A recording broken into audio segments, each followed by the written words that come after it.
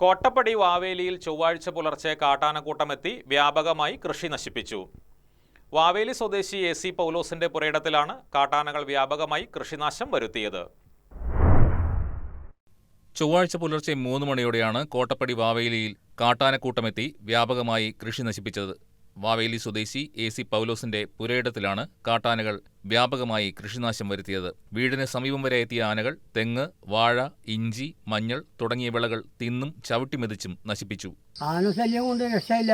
ഇവിടെ ആന കാരണം ഞങ്ങൾക്കൊന്നും കിടന്നുറങ്ങാൻ പോലും നോർത്തില്ല.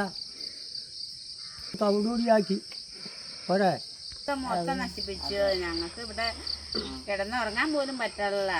അതിന് എന്തെങ്കിലും ഒരു തീരുമാനം ഉണ്ടാക്കും. വിവരമറിഞ്ഞതിനെ തുടർന്ന് RRT സംഘം സ്ഥലത്തെത്തി സ്ഥിതിഗതികൾ വിലയിരുത്തി.